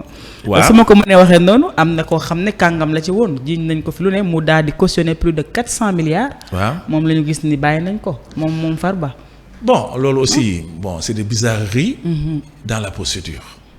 mais aussi xam nga mënoo réclamer état de droit kii ñu jàpp ko procureur def na li mu war a def inculpé nañ ko rapport yi ñu war a def nañu rapport yi mais justice dafa am na muy doxee. bu demee ci juge d'instruction bi wala mu dem ci xaw ma lan pôle de xaw ma seen nangam. pôle judiciaire mu xool dossier yi ne fii kat ay la yéwén man gisuma fi lu war a tax ñu mën koo topp mais kooku duñ koy bàyyi. mais ku deful bu ñu mënaatee non on est un pays de droit. daa mel ni soit des homosexuels. quand les kii di que. oui bon man gisuma empoisonnement. mais dañu jox xale yi sida. est-ce que ana dossier yi wane ne analyse laboratoire yi. ak yi wane ne ils ont transmis le sida mënoo nekk rek ci kii populaire. donc le juge bu amul élément interjeté appel parce que peut-être que nanguwul li xew. je dis même xel mu la ko mort dans l'âme boo dee da ngay woote aussi nitu droit nga jàng xam état aussi mais je suis aussi da nga koy bàyyi mu def liggéeyam bu fekkee li mu àttee neexu la mais pour que mën a def toujours appel il y a des procédures pour revenir sur ce dossier pour mu dem ba lépp leer mais nag juge moom bu ñëwee ba xool dossier bi man quand on a libéré le gars le beau-frère de Macky Sall là avec l'histoire des fonds de Covid nangam Mansour Faye je suis pas d'accord. mais lu ma ci man. c'est la loi qui a dit que bii kat wax dëgg yàlla gisuñu fi matière à poursuite. mais doyen donc libéré ko. mais man xam naa ne man sama xam-xam bopp parce que man affaire investigation ak vérification am naa lu ma ci xam. je suis ingénieur financier ensuite yàgg na maa dugg ci ay structures de contrôle et de vérification. man xam naa ne seen ceeb bii seen tout venant seen ceeb yi ñu génne Siam jaxase mélange la Pakistan nangam. man jox na ma indil na ma ceeb sama kër loolu ceeb sama locataire bi nekk ci ils ont dit mais monsieur Dieng moo ma amené du riz Madar saabu Madar ak xaw ma lan eau de javel xaw ma lan mais c'est justifié que l'argent qu'ils ont volé l'argent donc man je suis pas du tout content de l'issue de ce dossier là mais nag man je suis un républicain jàng naa pour que respecte naa la loi dana état de droit donc pour que juge bi bu décider ne man de wax dëgg yàlla sama ay la yéwén gisuma fi matière à poursuite bàyyi naa ko. même dans la mort dans l'âme mais j'accepte la décision. mais doyen bu ñu gisee commissariat bu Kër Massar def ay enquête am def ay prélèvement def ay analyse xam nga yow loolu lan la wax est-ce que gis nga affaire yi. mais bu fekkee Sénégal aussi doyen même je pense que bu fekkoon ni loolu. amul woon dara lu ciy leer. waaw journaliste may ma rek journaliste yi di ko publier. ñoom ñu koy gis xam ne lii. ñu ngi koy publier ñu ko def ko ci poussière da lay génn. parce que loolu mais déglu may ma rek ay article génn. lépp génn est-ce que xaaroon nga ci dossier bi nga xamante ne mbirum homosexuel bi ak tamit li nga xamante ne mooy ñii nga xam ne jàpp nañ leen te ñu déglu leen ak la fa tukkee. est-ce que xaaroon nga juge bi def benn non-lieu te xam nga non-lieu boo ko defee rek. day libéré waale ñenn ci ñi nga xamante ne nii da nga leen di bàyyi ndax toppeewoo leen dara. d'après li xew ci ginnaaw. mais ak tamit bu ñu gisee procureur daal di def benn. appel boo xamante ne day interjeté. appel boobu day ñëw ci ñeneen ñi nga xamante ne kenn libéré wu leen. donte que ñee moom génn nañ ba juge bi defee la muy def la ñooñu di ànd daal di génn mais est-ce que loolu voilà mais rëccaguñu c'est vrai mais est-ce que xaaroon nga ko ci enquête bi nga xam ne toole bi mu def ak liñ ci tudd tam mooy feebar boobu feebar bu bon bi non xam nga affaire homosexuelle man defe naa ne man li ma choqué wu ñeneen ñi parce que surtout quand on a dit que dañu gaañi ils ont transmis le sida à des adolescents des enfants de parce que voilà des adolescents donc loolu ak aussi ni mu yaatoo ci dëkk bi. ak ñooñu bu ñu leen bàyyee nag lan la ñuy defaat. les gens ne mesurent pas les dégâts que ces gens-là ont fait dans le pays. donc man je m'attendais à tout sauf à leur libération wax dëgg yàlla. mais est-ce que mënuñu xaar après ñoom ñu génn ñu may leen ñu. xalaatuma woon ne da leen di bàyyi ñu bàyyi leen ñu def. xalaatuma woon da leen di bàyyi. franchement parce que dama ne quand même procureur bi. jàng na y a un minimum de dossier jullit la mënu poursuivre quelqu'un comme ça gratuitement sans preuve sans rien man loolu gëmoon naa ko. ma dégg affaire yi ma dégg ci ay nit ñoo xam ne bon on avait des soupçons am na ñoo xam ne bu ñu waxee xam nga ne ñii moom wax dëgg yàlla seen affaire dara mu ci leer bon bi leen ci jàppee dafay confirmer yow li nga xalaatoon. mais am na ñoo xam ne j'étais surpris. Il y a des téléphones qui ont parlé quand même. les journalistes yi def ci ay investigations. yoo xam ne je vais te dire comment ça s'est passé cette histoire. affaire bi France la départ. va je sais. dafa am tubaab yoo xam ne danaa ñëw fii def ay séjours de plaisir. ay des vacances. des vacances ñu leen di ay adolescents ay boy yu ndaw. tuddee ko tourisme. voilà léegi nag tubaab yooyu dañu am ay copains ay far yu ñu am en France ñu transmettre kenn ki am sida xam ne copain bi homosexuel beneen homosexuel bi moo ko wàll. mu porter plainte. policiers français yi def ay enquêtes. ba effectivement waa ji il était séropositif il était même sidéen donc il a transmis volontairement le sida à son partenaire ñu topp ko arrêté ko dans l'enquête ils ont vu dans son ordinateur que dafa doon def des séjours au Sénégal et au Maroc policiers français yi seen bopp ñoo alerté leurs collègues d'ici ne leen waa ji ñu jàpp dafa ni ngi doon noosee Sénégal voilà am ay numéro ak ay identification yoo xam ne tubaab bi ñoo leen ko envoyé fii ñu dem wëri leen ba jàpp gaañi enquête bi nag ñooñu feeñal ñeneen ñooñu feneen ñeneen donc affaire bu sérieux la du affaire bu ndaw donc bu ma jekkee-jekki mu dégonflé comme benn ballon de baudruche ñu ne kii kat gaa ñi defuñu dara ñu commencé ñoom di funk gis nga yàq nañ sama der man dama war nangam man mënu ma neex ça me fait mal parce que xam naa ne foofu am na loo xam ne mi ngi foofu am na lu fa nekk ce procureur n'a pas poursuivi pour rien. mais gisoon nañ ay maintenant pression justice bi nan la demee nii ba procureur daal di bàyyi gaa ñu dem bañ naan way daal état bi moo lever le pied. ak financement yi xew yu bees yooyu voilà loolu amuloo si tontu. voilà parce que am nañu voilà jaxase na bopp nit ñi ñu bëri jàpp nañu peut-être financement bi parce que. loolu aussi est-ce que xel mun na ci dal parce que gisoon nañu avant financement yi di dugg pression bi nga xamante ne Ousmane Sonko mu ngi ko doon wax que ni mu ngi koy jot au niveau international ak tamit naqar ak mer bi nga xamante ne ñu bëri daan nañ ko posté di wax ni rafetlu wu ñu ñu jàpp. góor jigéen ñi dañoo fee am doole.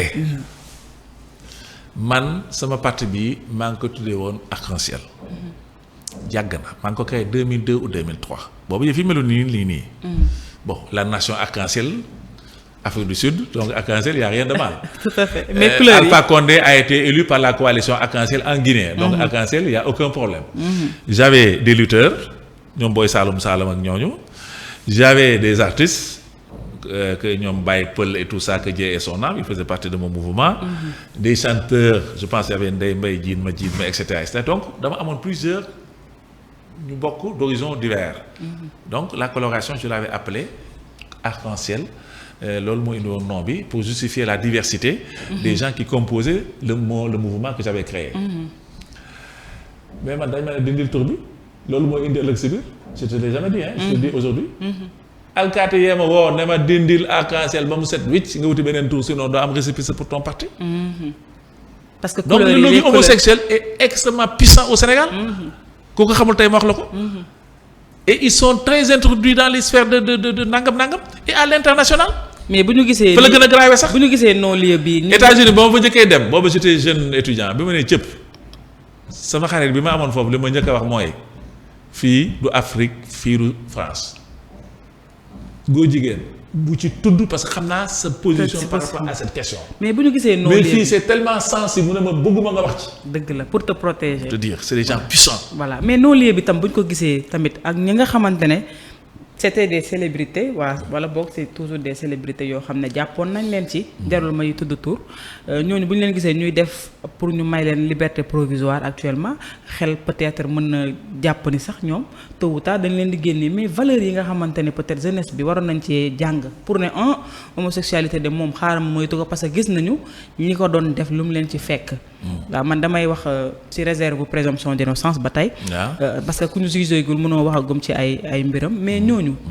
espoir bi jeunesse bi amoon pour jàpp ni peut-être dinañu bale affaire homosexualité ñu ñëwaat bëgg a gisaat que ni comme li nga wax ballon bi ñu ngi koy dégonfler mel ni affaire yi dara xewul woon au Sénégal alors gisoon nañ tollé bi mu def pour les valeurs yi nga xamante ni sénégalais waroon nañ ko cee jàng ak jeunesse bi surtout est-ce que loolu aussi du nekkaat beneen mbir boo xam ne mën na nekkaat recyclage une fois que ñu bàyyi ñooñu ñuy dundaat mbirum homosexualité bi. mais Coro gis nga ñu ñëpp dañ ci am responsabilité.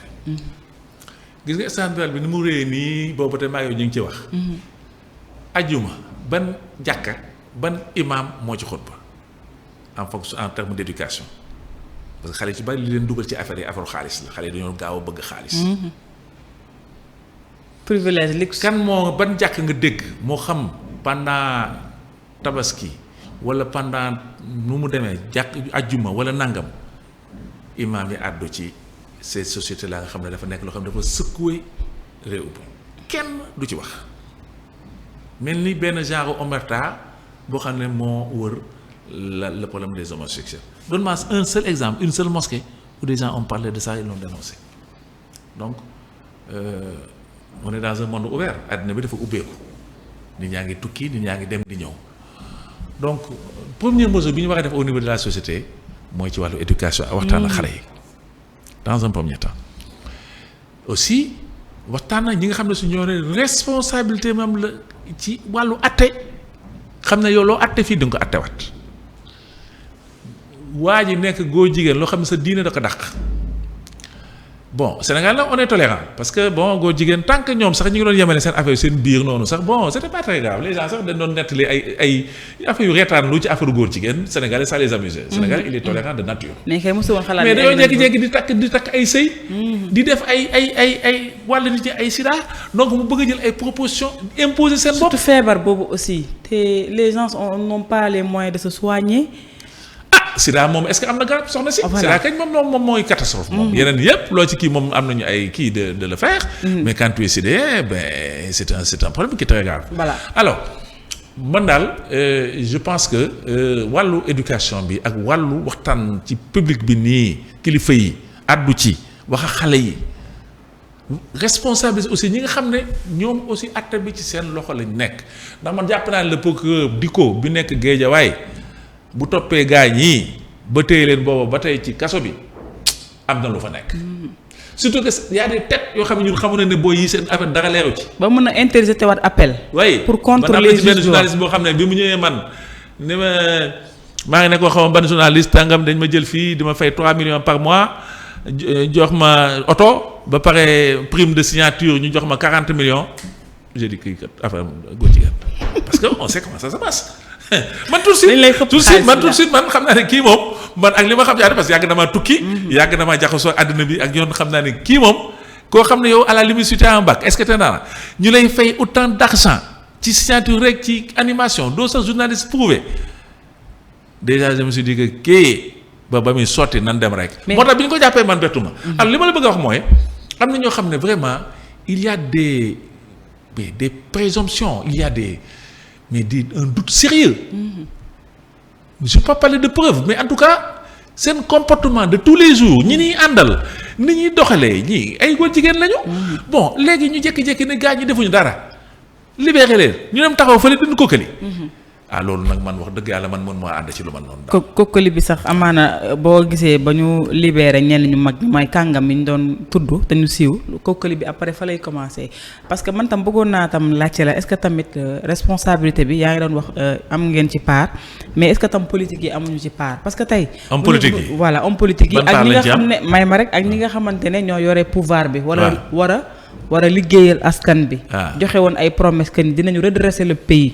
économiquement ni dinañu gis seen bopp. minimum. gis nañ ni. képp kuy dund am na ay besoins yoo xam ne da nga ko soxla.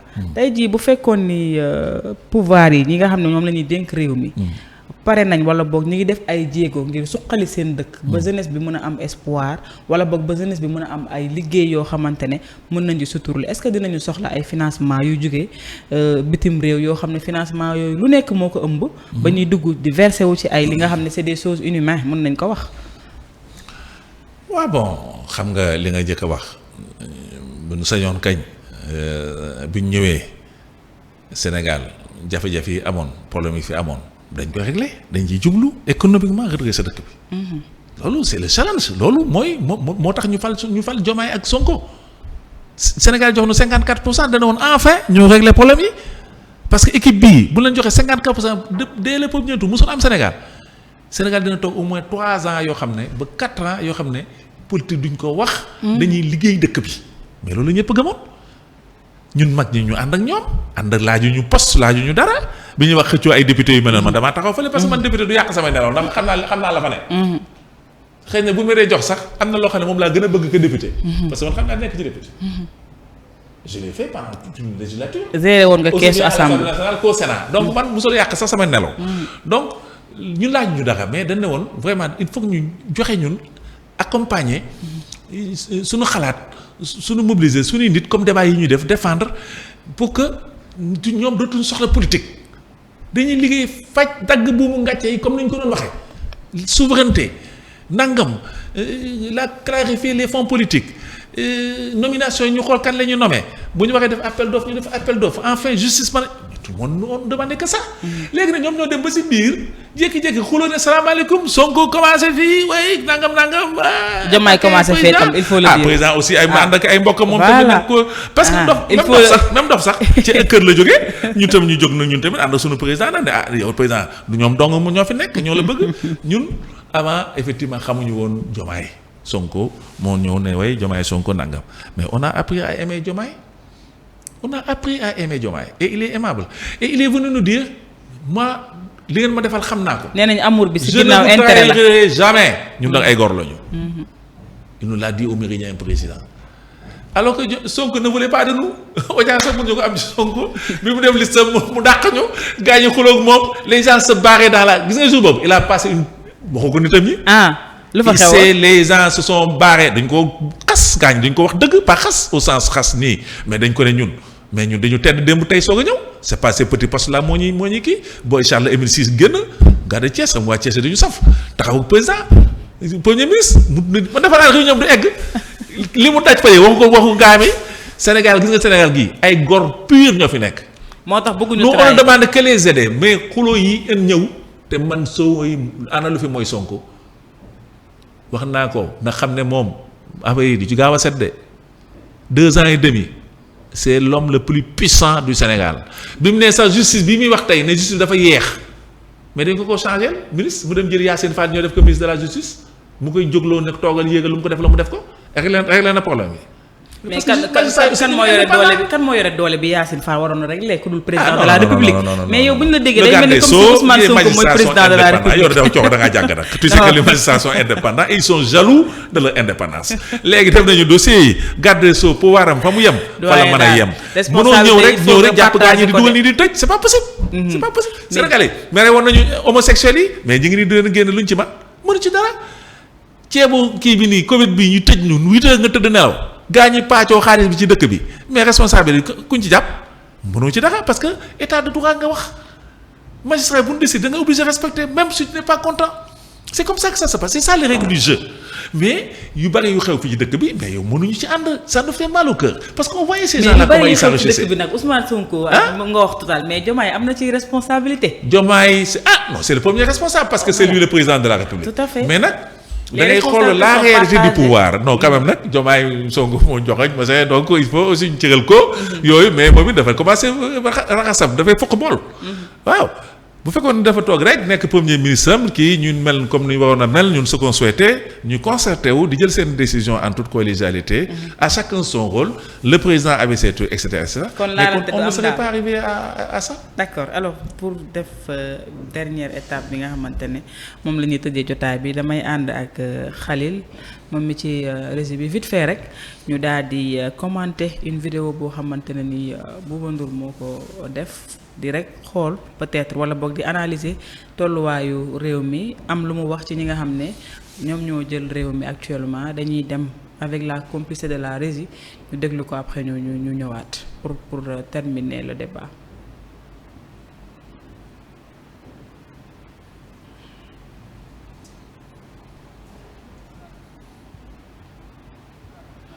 mu mel ni dafa am benn dog-dog peut-être dinañu dab. au fur et à mesure ñuy waxtaan Khalil dinañu may vidéo boobu alors doyen ñu terminer peut-être benn commentaire boo xam ne du ñàkk nga def ko ci benn vidéo boo xamante ne Bouba Ndour def na ko di wax ni bu ñu bëggee réew mi delluwaat peut-être ci loxo yi nga xamante ne moom mooy place am parce que actuellement sénégalais yi sonn nañu kenn dundatul kenn lekkatul kenn naanatul économie bi nërmeelu la te loolu moom lu ñu mën a teg gët la loolu yëpp nee na jàpp na ni peut-être ni ñu dénk réew mi ay ndaw lañ te ku ci nekk rek sa bopp nga tal ñoom seen train de vie dafa gën a yokku koo ci gis lëgsam lay di dund li nga xam ne moo di nguuru muy nee na muy kiiraay comme muy Pastef ban jàngat nga ci am te jàpp na ni peut-être ndaw yore réew daal pour ñu jox ko loolu doonul loo xam ne dina am cëslaay.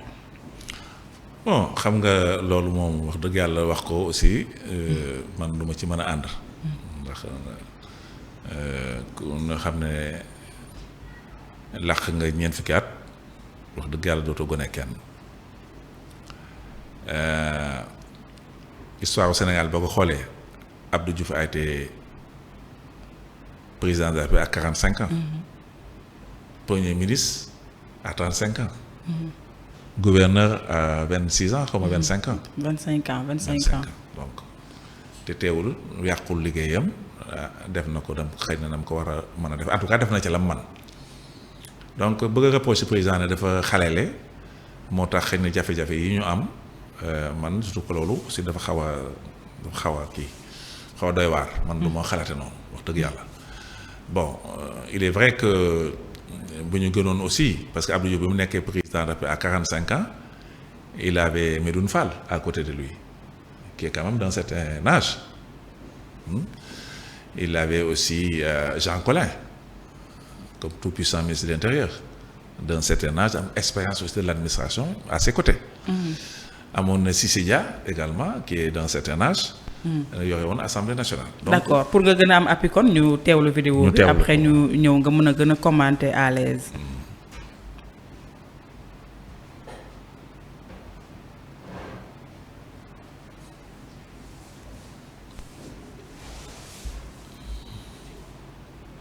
Khalil amaguñu image bi gisaguñ ko son bi gisaguñ ko.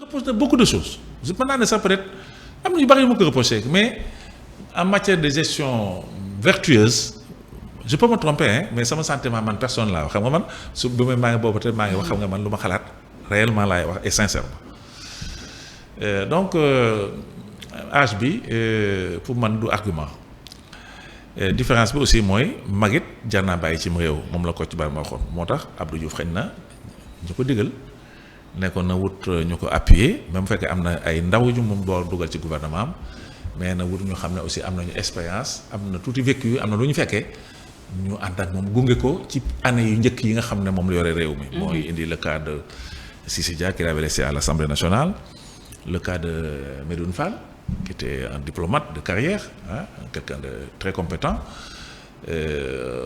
boole je pense dans un premier temps mi nekkoon ministère des Forces armées. Il y a eu Jean Collin qui était ministre d'État donc ministre de l'Intérieur très puissant mais un homme un administrateur civil boo xam ne am na vécu.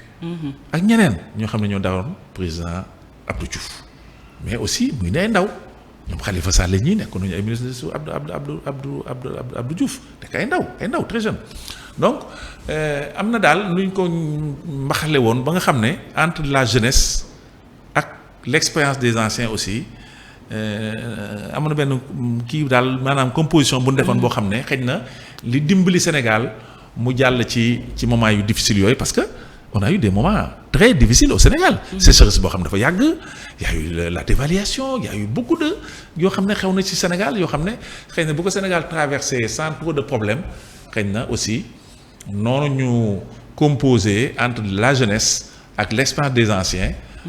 loolu joué na ci rôle moo tax bu fekkee ne moom it président mën na gën a associer aussi des gens yoo xam ne am nañ tuuti expérience su àddina ñu mel ne ñoom Mary Teuw Niane xaritu Ousmane Sonko ñu boole leen ci gouvernement bi ils ont un vécu ils am nañ lu ñu xam te duñu gone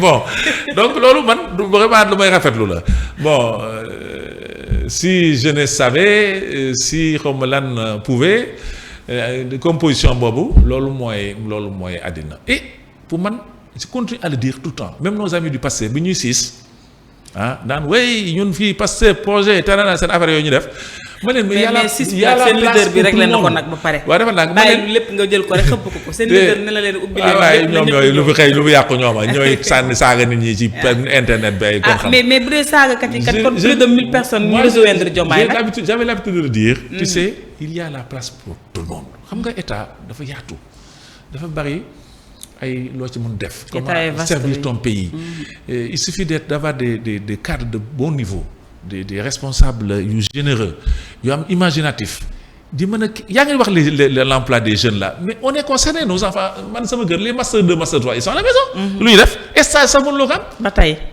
donc je sais que problème les jeunesses là ont des problèmes et c'est dans notre intérêt de le trouver de l'emploi parce que ñoom. mais genre yooyu bu fekkee amuñu conviction dañuy neex a yóbbaale. dama ne booy yi duñ toog fi di gis gars yi seen 4x4 yi seen jabar yu rafet yi ñu yéey ay xeer donc pour la stabilité du pays pour mag ñi am jàmm mën a nelaw normal il faut qu'on s'occupe de l'emploi des jeunes. tout à fait. c'est pas un cadeau c'est la voie pour stabiliser dëkk bi. est-ce que Diomaye tal na ko actuellement non bu amul il a des conseillers. ñun ñu ngi fi dañ ko xelal dañ ko wax. léegi nag problème bi mooy ñi nga xam ne parce que président aussi mënul def lépp Abdou Diouf bi muy ñëw fekkoon na fi crise u emploi les diplômés de l'enseignement supérieur c'était une des toutes premières crises yoo xam ne moo am diplômés yi am ay diplômes ay maîtrise ay nangam amuñu liggéey.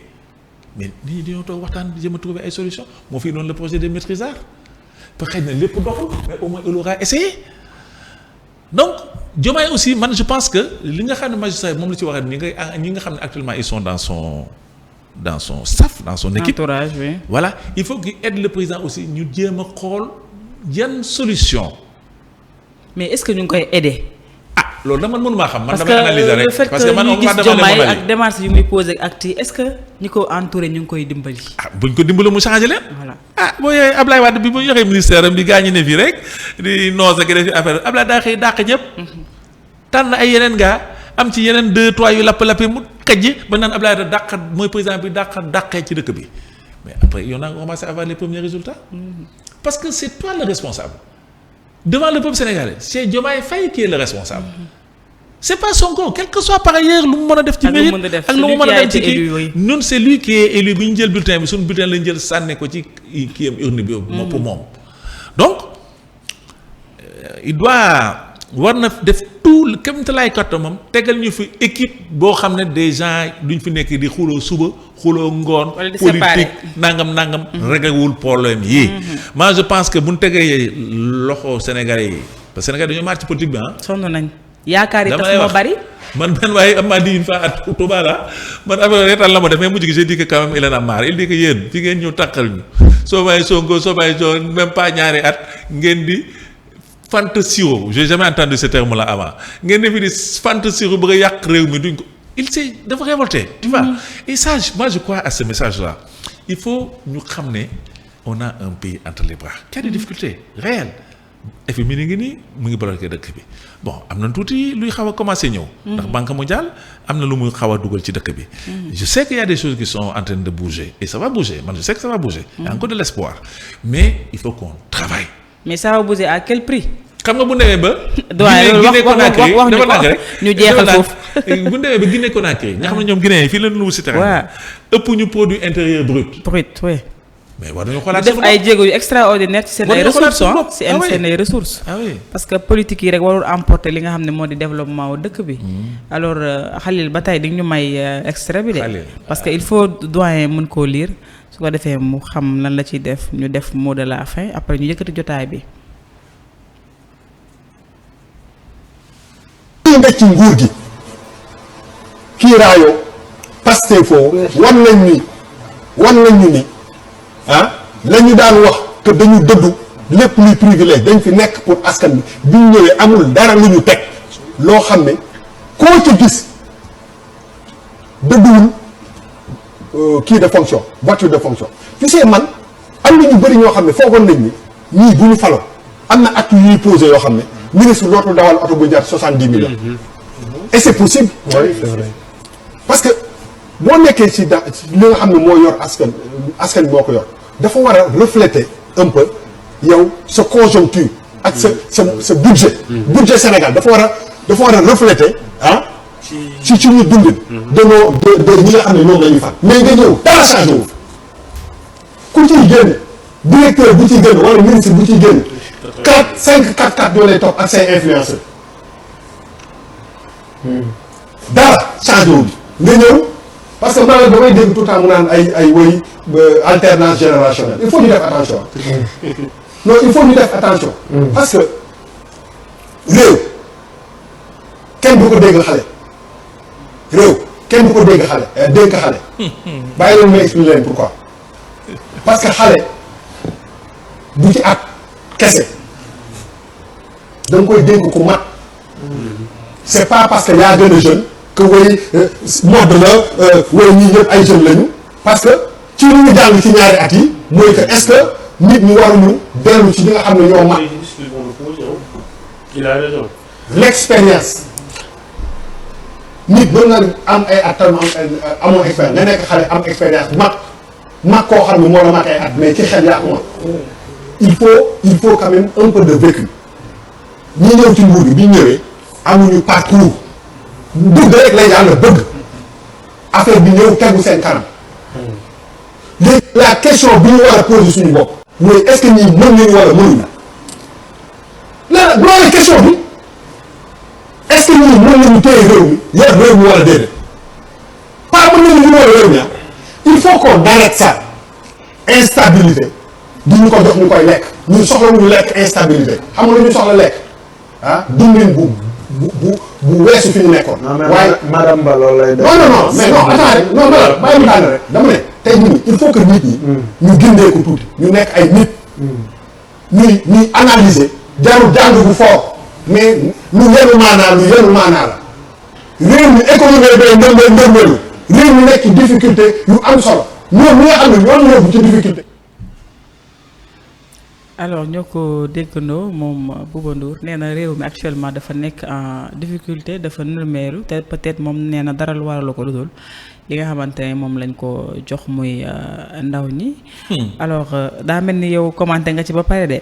mais balaa commenté nga ci ba pare wala ma bàyyi la nga sànni sa kàddu. non dama ko dolli rek. voilà pour jeexal. président de la République de France. Emmanuel Macron. 39 ans la nekk président de la République de France. donc pour wane ko ne loolu li mu wax nii pas forcément ndaw mën na indi Macron bi ko ñu koy nommé ils ont dit même y en a qui ont dit on a mis un jeune homme. mais Madagascar aussi ki fa nekk président jeune la ndaw la. voilà donc argument boobu aussi bon c'est un peu trop court quoi. man ci man sama gis-gis quoi ku jàng xam àddina bon peut wax loolu. d'accord l'essentiel wax naa la ne da ngay ni ngay composer équipe bi la rek. am na ci solo. parce que il a eu Macron a eu un premier ministre yoo xam ne man ñoo ma mag.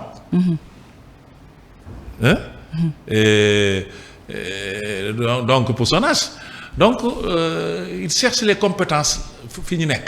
d'accord bu dee ma xam ndax mag la wala ndaw la c'est là c'est pas ce qui est important parce que mën nga nekk xaleel mais am benn vécu aussi quelque part. ak it nga am bon une inspiration xam nga ils ont pour élection présidentielle on dit c'est la rencontre d'un homme avec son peuple autour d'un projet de société. nit ñi projet de société bi li nga leen dig loolu la ñuy voter léegi nag bu la voter ba nga toog nag yow yaa war a xool nan lay composer équipe bu mën a tax lii nga dig nit ñi nga réaliser ko. d'accord c'est vrai. bu fekkee da nga soxla ndaw ñi nga jëli ndaw ñi bu fekkee da nga soxla mag ñi nga jëli mag ñi bu fekkee da nga soxla ku doxul liggéeyam tu l'enlèves. mais fii am nañu fi ay ministres yoo xam ne wax dëgg yàlla man bëgguma leen critiquer parce que man ci laa bokk dama leen défendre yoo xam nga man maa dàq défendre le gouvernement de Diomaye Faye. ministre de la mais am na ministres yoo xam ne man tudduma turu kenn. mais il faut nga tudd ko parce que moo fi def yi ñuy wax mais il faut ñu teg ci loxo nag. non d'accord mais en tout cas daal am na ci ay ministres yoo xam ne moom wax dëgg yàlla moom. man daal gisuma seen liggéey daal. casting bi waaw casting bi. voilà waaw am na problème casting daal. d'accord alors pour tàggoo ñu déchiffrer leen benn information boo xam ne ça concerne li nga xam ne moo di mbir boobu ñu naan un étudiant un ordinateur les chiffres de l'affaire mu ngi nii ñu bëgg leen ko dévoiler comme ça ngeen xam affaire yi naka la tëddee ak éléments yi nga xamante ne commission d'enquête parlementaire bi ci la war a sëgg bokk na ci yi mu war a sëgg muy. Mbirum chiffres yi gis nañ ni 48 milliards de francs de nos CFA engagement wu cumulé ak 13 comptes yoo xamante ne am na ay sous-comptes doyen ak 2 milliards yoo xamante ne fonds de garantie lañ ko defoon ñu gis 1700 allocations présumées impayées ñu gis aussi li nga xam ne moo di 2017 ba 2026 période bi nga xamante ne visé nañ ko ci enquête bi amul woon ay mbir yoo xamante ne peut-être waroon nañ ko saytu te saytuwuñ ko loolu la assemblée war a sëgg te xam nga bu ñu waxee ci li nga xam ne moo jëm ci jàngum kawe bi rek peut-être bokkoon na ci le 8 li Ousmane Sonko doon joxoñ jëmale ko ci Abdourahmane Diouf. xaalis bi bari na de. xaalis bi bari na bon yàq bi mais kenn mënu ci ànd. donc buñ ko mënee leeral kañ ñun loolu la ñu souhaité. ak 1700 ordinateurs yoo xam ne dañ ko immobiliser fële ca port autonome de Dakar kenn utiliser wu ko. alors que y avait des étudiants qui ont cotisé joxe seen xaalis pour mën a jot ci ordinateur yooyu ba tey jotuñu ci. waaw gestion bi la rek globalement moo am problème quoi bon mais ça fait quand même 2 ans et demi. pourquoi Sonko aussi tout ça il attend maintenant pour le parfois aussi man foofu la amee tuuti problème ak moom quoi parce que dafay nuru aussi ay populisme un peu ay politique waajal campagne bi way man dama nekk fi pour leeral kii na man seen affaire yooyu man ce cinéma là. mooy attente bi man daal je suis pas très chaud pour ça. parce que li ñu daj ci dette cachée bi moom li mu ci daj ci dette cachée bi. bu ko dajoon ci ordinateur yooyu par exemple kon problème boobu réglé na bu yàgg. donc moo tax man je suis un peu prudent si ces trucs populistes là. ce qu'il y a daal c'est que on a un pays boo xam ne añ dëkk boo xam ne dafa am na problème ay problème ñoo nekk si dëkk bi. yu rëy sax. nañu commencer régler problème bi ñu xam ne gaa ñaa ngi ñëw parce que Sénégalais yi dofu ñu xam ne bon problème yi fi amandoo yëpp nga régler ndoo ko yëpp loolu du yomb. mais quand même bu ñu gisoon nga régler ñaar ñett yu wóor yoo xam ne yii vraiment voilà xel lay commencer daal c'est vrai voilà fexe aussi xaalis ñëw si dëkk bi parce que xaalis dëkk bi amul xaalis. il faut faire repartir l'économie tous les pays sont en train de passer devant nous. Sénégal fi mu nekk ñun mbabba daara la ñu boo gisee les Marocains actuellement ñu ngi def benn port à eau profonde à Dakhla c'est au sud du Maroc man j'ai fait 5 ans là-bas man économie marocaine sax laa gën a xam économie Sénégal ils sont en train de faire un port à eau profonde chemin de fer buy jógee Dakhla ba Bamako ba Burkina Faso ba Niger xam nga ñoon kon dootuñu jaarati port de Dakar. Avec quel argent? C'est pas leur argent. Ils ont levé des fonds Koweïti, des fonds saoudiens, Qatar, pays arabes lañ dem, ils ont convaincu ces gens-là parce que l'argent existe dans le monde ba ñu am confiance. mais Ousmane Thioye la nekkoon nag ngeen tagg affaire yi voilà daanaka ñu xam ne c'est possible. ñu am un projet comme ça boo xam ne à long terme ça va être rentable. Ce qui veut dire le Maroc sort de 5 années successives de sécheresse. C'est la même structure économique et ils sont plus nombreux que nous. Ils sont 36 millions comme 38 millions de Marocains. Nous on n'est que 18 millions voire 19 millions de Sénégalais. Donc le potentiel que nous avons ñu ay potentiel. Non, parce que le phosphate la ñu am ñun phosphate la ñu am. Voilà ñoom sax ñu ngi le tourisme ñun on a du bi ak yooyu tourisme. noonu. La pêche, nous avons 700 kilomètres de côtes les plus poissonneuses du monde. On a du pétrole et du gaz, ils ne l'ont pas.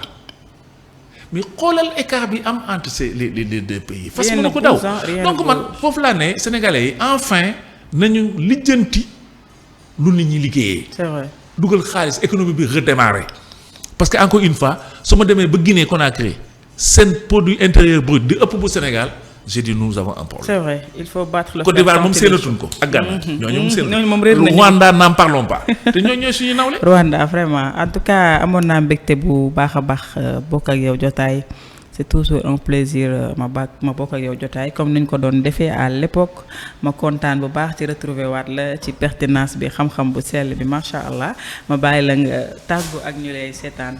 waaw maa ngi donc remercier ñi nga xam ne suivre nañu bon j'espère que débat bi ñu def am na luñ ci jëlee. bon man nag nit ku dama am passion man nit je suis très passionné.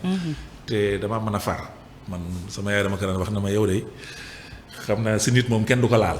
bon c'est un défaut chez moi mais noonu la ma yàlla bindee damay essayer nag autant que possible nekk objectif ndax réew mi kam ñun ñoo ko bokk. ñun am na lu ñu fi dund fi mu ne suñu doom la ñuy xalaat voire même suñuy sët parce que yàlla baaxee na ñu ko am na lu ñu dund tuuti ci Sénégal donc moom bëgg rek nit ñi gën a am yaakaar xam ne on a un pays boo xam ne am na fu ko yàlla fi ñaan am na fi.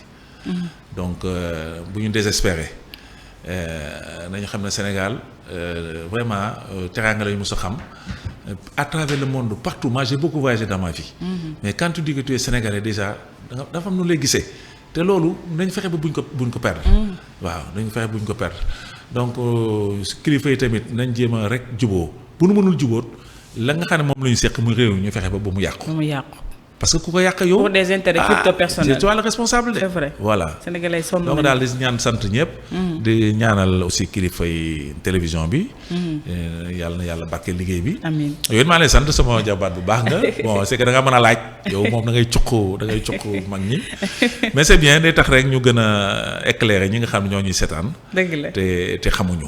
merci beaucoup doyen Cheikh Mamadou Dieng moom président du parti ëllëg ci biir ba noppi doon membre ci parti bi nga xam ne moo di Kiiraay avant loolu aussi xam ngeen ni moom ci Diomaye président la jógee actuellement nag ñoom seeyal nañ seen bopp ci biir parti bi ñu am mbégte bu baax a baax comme nuñ koy defee à chaque fois di dalal benn leader mu ñëw ñu faram fàcceendoo ak moom ci ay xibaar jëm ci li nga xam ne moo di émission bi la di jotaayu leader maa ngi jaajëfal Khalil moom mi nekkoon ci équipe technique bi di jaajëfal ñëpp ñoo xamante ne ñu ngi toogoon di ñu seetaan nan leen woy leen rek di ànd ak ñun ci seen télé bi di Leader Média TV jox leen dig daje ci beneen numéro ba ëllëg incha allah jaa ngeen jëf.